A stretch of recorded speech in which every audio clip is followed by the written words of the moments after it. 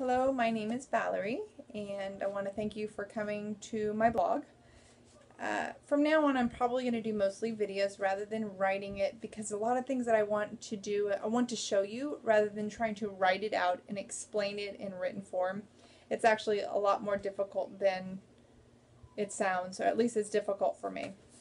So this episode, I guess you can call it, is just me telling you a little bit about myself and why I'm doing what I'm doing. So I'm a homeschool mom. I'm in my 9th year. I have homeschooled my children all the way through except for preschool. Both my girls went to preschool. And I'm in my 9th year. I have a 6th grader and an 8th grader. And I pretty much do the classical method of homeschooling. I kind of adapt a little bit of other things as well, but I pretty much stick with classical. We do classical conversations, which I love. I have one child that excels in reading and writing and anything that has to do with the language. And then I have another one who is severely dyslexic. And that has made homeschooling kind of hard. It's not easy. And I was diagnosed as a dyslexic in about 5th, 6th grade. I often had teachers who would tell me that I was stupid and that I wasn't really good at school, and it kind of broke my spirit as a kid. And I remember very few teachers who actually encouraged me. In fact, when I was in 7th grade, I had my 7th grade Spanish teacher. He told me that I might as well give up on trying to learn any kind of foreign language because I obviously just can't learn it. And that kind of broke me and made me sad that here's this person who is supposed to encourage me to want to learn, who really had me running for the hills, just in general about education.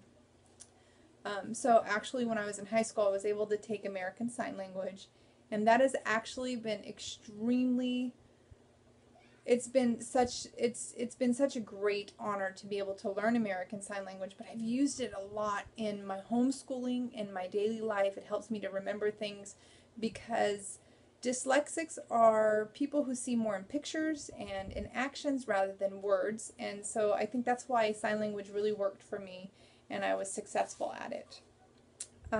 So that was kind of the reason of just how teachers treated me. It was one of the reasons why I decided to homeschool. I did not know I was going to have a dyslexic kid, but there is, if you are dyslexic or your spouse is dyslexic, your child has about a 50% chance of being dyslexic. So I have one that is and one that isn't. And when I was pregnant with my youngest, I cried to my husband and said, or excuse me, my oldest, and cried and said, we can't put our kids in public school. This is terrible. And just because of my experiences. So he went ahead and agreed, sure, we'll homeschool. Maybe he thought I'd probably last maybe a week, maybe a year. I didn't know. I don't think he really thought we would be on our 9th year, but we are. So my youngest being dyslexic, school is a real struggle. And we have a saying in our house, there's no limits and there's no excuses.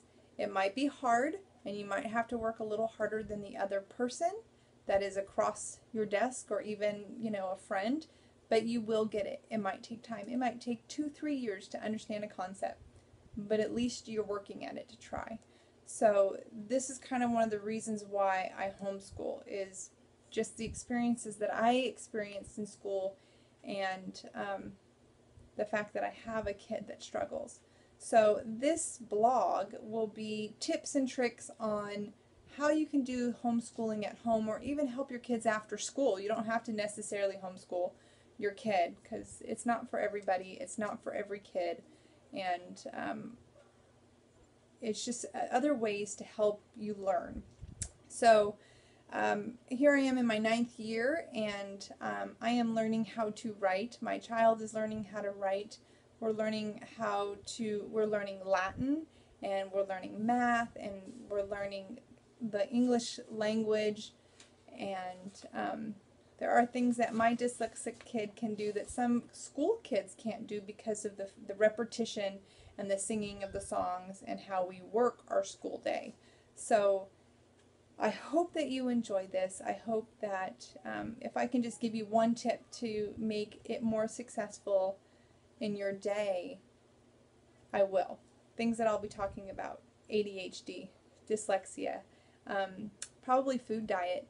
That makes a big difference in how your kid even responds. My first tip is, try to go for a walk or a run or a bike ride before you start school. Gets the brain pumping. It really helps us here at home. We all kind of jump on the bike or we go for a walk together, whether it's cold or rainy. We're in California, so we don't get much rain here, so there's no excuses not to go out the door. Or if you have a dog that you can walk, do it. We walk with a friend sometimes twice a week. So get out and exercise before you start school, kind of wake up the brain. And definitely put your kid on a schedule. Dyslexic kids love check-off lists, and especially mine.